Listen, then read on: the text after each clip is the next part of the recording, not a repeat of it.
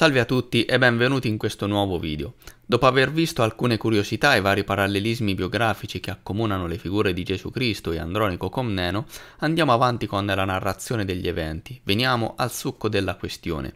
Getteremo un piccolo focus sugli avvenimenti che interessarono Gesù Cristo a rivolta ormai iniziata da parte degli scribi ed i farisei, eventi che ritroveremo sotto un'altra veste, anche se non troppo diversa, nella storia di Andronico Comneno. In questo senso ci viene in aiuto la cronaca di Robert de Clari, intitolata La conquista di Costantinopoli, che ormai sappiamo essere stata in realtà Ioros sulla sponda orientale del Bosforo, oggi la famosa fortezza di Ioros.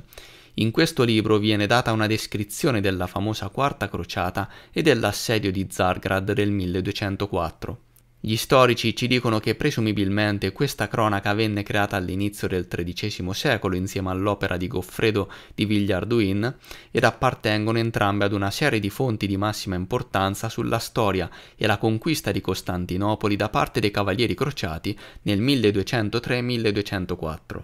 Robert de Clari, a differenza di Villehardouin, riporta anche gli eventi antecedenti, riferendosi particolarmente agli ultimi momenti nella vita dell'imperatore Andronico I Comneno, che lui chiama Androm, assenti nella cronaca di Villehardouin, che però si ricollega perfettamente, in quanto da Goffredo di Villehardouin veniamo a sapere un'informazione interessante. I Cavalieri Crociati erano a conoscenza di essere lì per vendicare la morte di Gesù Cristo avvenuta non chissà quanti secoli prima, ma solo qualche anno prima, e così ci ricolleghiamo agli eventi di Andronico, e cioè Cristo giustiziato nel 1185. Questa cronaca completa le informazioni mancanti negli altri resoconti che abbiamo visto, come quelli di Giovanni Cinnamo e Niceta Coniata, e possiamo apprendere delle similitudini ancora maggiori con il racconto dei Vangeli. Questi autori condividevano soltanto una caratteristica, l'odio nei confronti di Andronico, ed infatti gli storici affermano: le percezioni ostili di Andronico I, che saturano le intuizioni bizantine di Robert de Clari, sono una ripercussione dei valori e delle percezioni che furono ampiamente diffuse in Occidente alla fine del XII e inizio XIII secolo, assieme alla politica antilatina del Basileus Andronico. Dopo questa breve introduzione iniziamo l'analisi dei racconti. Sappiamo dai Vangeli che prima del suo arresto Gesù e gli apostoli si radunarono in un luogo appartato dove mangiarono e bevvero. La scena dell'ultima cena è stata raffigurata in tante icone e dipinti medievali. Il racconto è il seguente. E quando fu sera si sedette con i 12, e mentre mangiavano disse: in verità vi dico che uno di voi mi tradirà. E mentre mangiavano Gesù prese il pane, lo benedisse, lo spezzò, lo diede ai discepoli e disse: prendete, mangiate, questo è il mio corpo. E prese il calice, rese grazie e lo diede loro dicendo: bevetene tutti, perché questo è il mio sangue, il sangue del Nuovo Testamento. D'ora in poi non berrò più da questo frutto della vigna, fino a quel giorno in cui lo berrò nuovo con voi nel regno del Padre mio. La scena che troviamo dipinta ci è molto familiare. Dentro una stanza appartata c'era una lunga tavola in cui stavano seduti Cristo e gli apostoli. Sul tavolo sono presenti cibo e bevande. Dopodiché, finita la cena, Cristo e gli apostoli si ritirarono di notte nel giardino del Getsemani, dove prega Dio chiedendogli: «O Padre mio, se possibile, allontana da me questo calice, senza che io lo beva».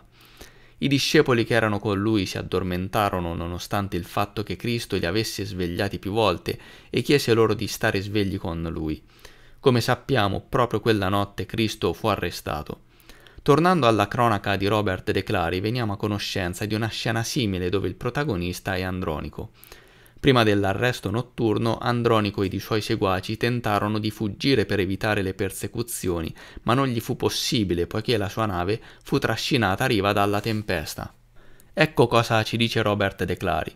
Guardarono e videro chiaramente che erano tornati a Zargrad, perciò dissero ad Androm: «Signore, siamo uomini morti». Androm si irritò al punto che non seppe cosa fare e disse ai suoi seguaci: «Signori, per amor di Dio, andiamo altrove, lontano da questo posto». E quando videro che non potevano procedere in alcun modo per la loro strada, presero Androm, lo condussero in una taverna e lo nascosero dietro le botti. Il custode della taverna e sua moglie ebbero riguardo per queste persone e capirono che appartenevano alla schiera dell'imperatore Androm. Quindi abbiamo una bella corrispondenza, ma a tal proposito torniamo un attimo alla narrazione dei Vangeli, perché emergono altri dettagli interessanti riguardo a questo passo del racconto. In questo senso ci affidiamo al racconto antico intitolato La Passione di Cristo, facente parte di quella letteratura cristiana che descrive gli eventi evangelici. Infatti non solo i 4 Vangeli canonici ne parlano. Consultando altre versioni emergono ulteriori elementi che vanno ad arricchire il racconto che in alcune parti nei Vangeli sono stati omessi. Questa è una fonte russa ortodossa ed offre un racconto dettagliato sugli ultimi giorni della vita di Cristo. Più precisamente, in riferimento all'evento dell'Ultima Cena, si viene a sapere come Gesù e Maria ebbero una conversazione, dove la Madre di Dio chiese a Cristo di non andare a Gerusalemme. Gesù promette di non farlo e gli dice che sarebbe andato a casa degli Zebedei. I commentatori moderni ci dicono che con l'espressione a casa degli Zebedei si intenda la casa di un uomo di nome Zebedeo, ma potrebbe esserci un'altra interpretazione. L'origine della parola Zebedei potrebbe essere slava, significando semplicemente Zevedanie, ovvero locanda, taverna, bar o qualcosa di simile. Da questo dettaglio ci ricolleghiamo quindi sempre al racconto su Andronico. Gesù si recò con gli apostoli in una taverna e non in una casa, ed in gran segreto, nascondendosi, visto che la fuga era fallita, e lì celebrarono l'ultima cena. Trascorsero lì molto tempo, in quanto da Robert De Clari veniamo a sapere che il proprietario della taverna e sua moglie si presero cura per molto tempo dei visitatori, ed è curioso come in alcune raffigurazioni dell'ultima cena vennero rappresentate altre figure insieme a Gesù e gli apostoli, presumibilmente erano coloro che li stavano servendo. Questa tradizione è possibile che sopravvisse per un certo periodo, per cui oltre Cristo e gli apostoli vennero raffigurati anche i proprietari della taverna ed i loro servitori. E come nel racconto di Cristo, anche nella cronaca di Robert De Clari emerge il dettaglio della stanchezza dei compagni di Andronico a causa della turbolenta navigazione. A questo punto, quindi, dopo essere scesi a terra, andarono nella taverna, dove cenarono ed in seguito si addormentarono. Successivamente Andronico ed i suoi compagni, poche ore prima dell'arresto, iniziarono anche a pregare per la loro salvezza. Per quanto riguarda il famoso Getsemani, il racconto La Passione di Cristo ci dice che in realtà si trattava di un villaggio chiamato Gepsimanievo, non distante dalla casa di Yakov Zevedenie, e cioè la taverna di Yakov. In più ci viene detto che il luogo in cui si trovava Cristo era fortificato, e lo si denota dalla parola Vertograd, che di solito viene tradotta con giardino, ed è per questo che si ritiene che Gesù si trovasse in un giardino.